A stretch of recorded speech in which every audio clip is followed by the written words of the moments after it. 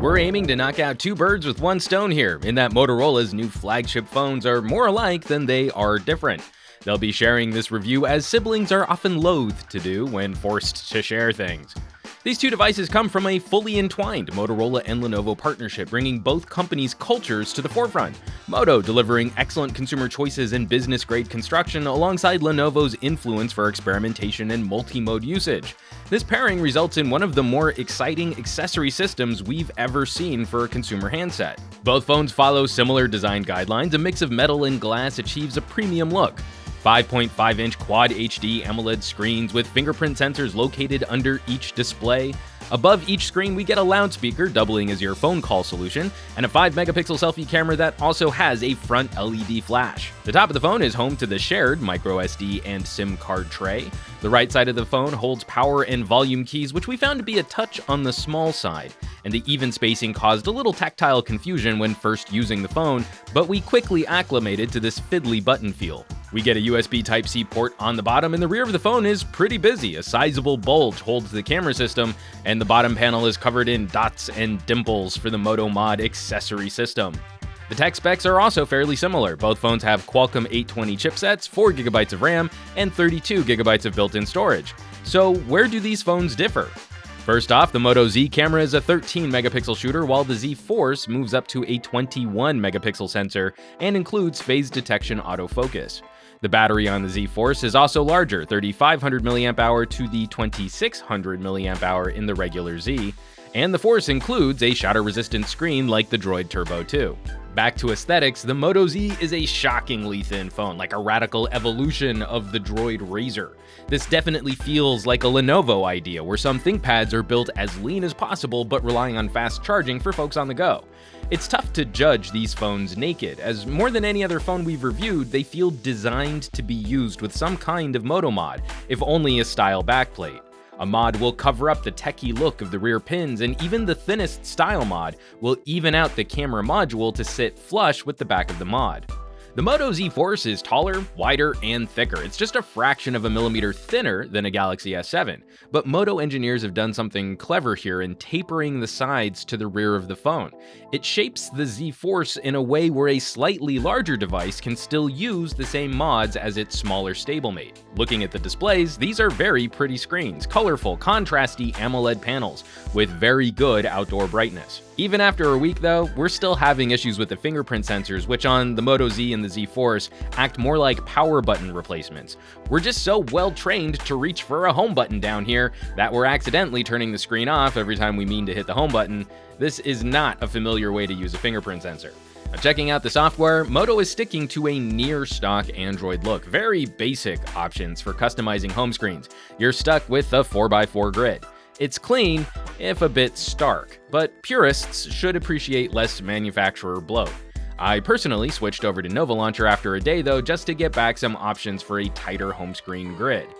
There are only a handful of manufacturer changes here. The front face sensors will wake the screen when you wave your hand over it, the camera launches with a wrist twist, and the Moto Assistant returns to augment the capabilities of Google Now. It's well-worn territory and very familiar. Being that these are Droid-branded devices though, Verizon has seen fit to include some value-added software on our behalf.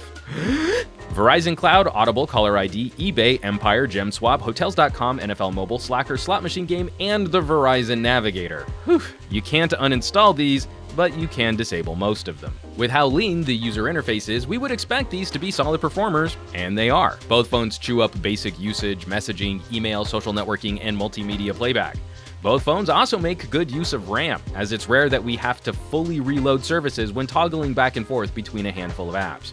Happily, gaming performance shows a slight improvement over other phones using a Qualcomm 820 released earlier this year. Marvel Future Fight has consistently performed poorly on Qualcomm hardware, but here it's almost as smooth as what we've seen from Exynos-powered phones, and is noticeably smoother than the Galaxy S7 running on a Qualcomm 820. It's very slight, but we do see an efficiency advantage for many games on the Moto Z over competing Android flagships. A quick word about networking. Around town, we get excellent reception where we know that Verizon has strong signal. Those in good coverage shouldn't have any issues with Motorola antennas, and that holds true for Wi-Fi performance, as the Z stood neck and neck with the Galaxy S7 connected to our router. Call quality is great, and the earpiece speaker is respectably loud under normal conditions. Switching to speakerphone doesn't require that awkward dance of moving the bottom or back of a phone around the top of your head, and we like that a lot. Now, talking about cameras, we have the most in-depth examination of the Z and Z Force cameras available online, where you can see over 10 minutes of photo and video samples from both of these phones. As a brief summary, both are good, but not quite top-tier imaging options. In producing this review, these phones had yet to be made publicly available, so some bug fixes are certainly in order.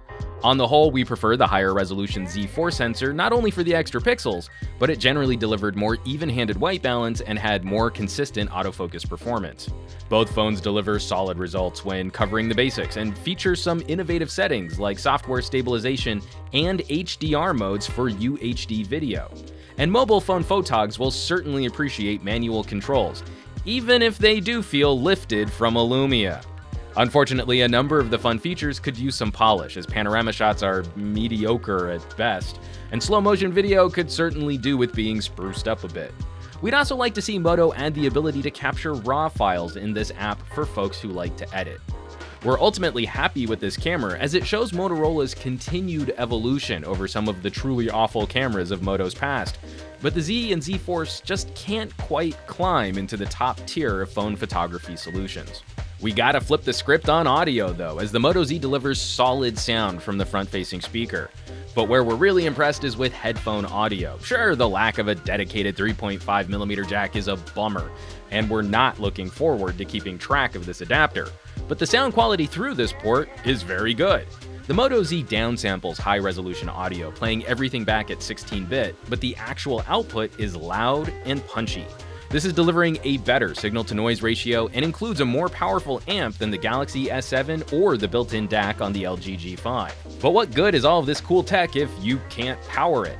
Battery capacity is one of the differences between these two phones, so it's unsurprising that battery life is different between these two phones.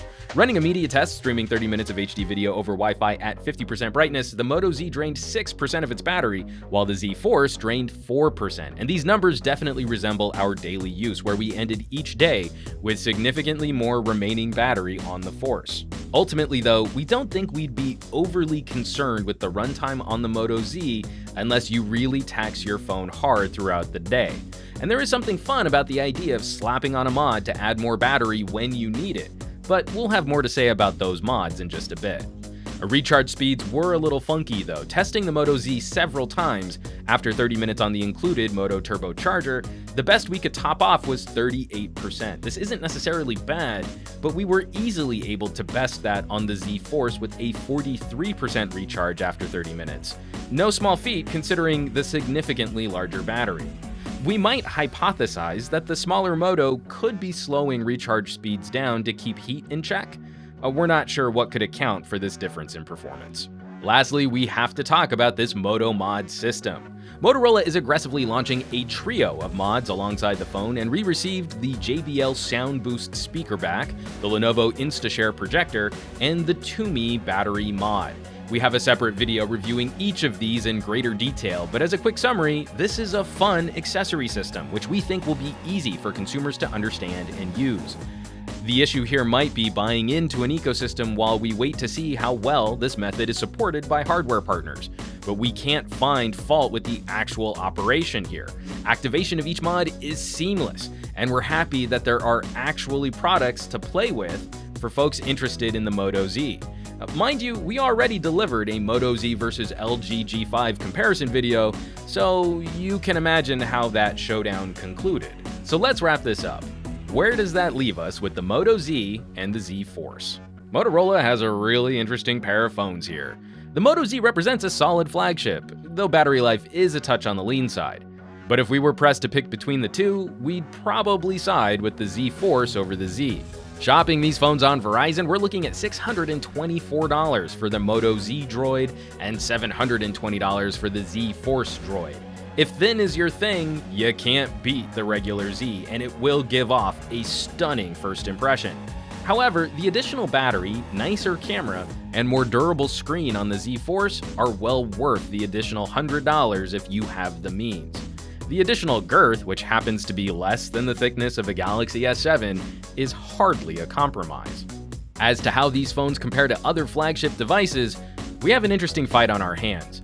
These Motos aren't quite the best jack-of-all-trade devices. Instead, part of what you're paying for is this Moto Mod system, which requires additional buy-in for the accessories you might want. If you're always traveling with a Bluetooth speaker or want better battery life in the field but don't want to lug around a battery pack, Moto Mods will increase the cost of your investment but are arguably more convenient to use. It's a premium offering backed up by some bleeding-edge technology, which means it's gonna cost you some cash to play along. Still though, this is certainly one of the most fun gadgets we've gotten to play with in quite some time. You know, novelty is cool like that. As always, thanks so much for watching. Be sure to subscribe to this channel for our full Moto Z coverage, and definitely check out that camera review between the Moto Z and the Moto Z Force.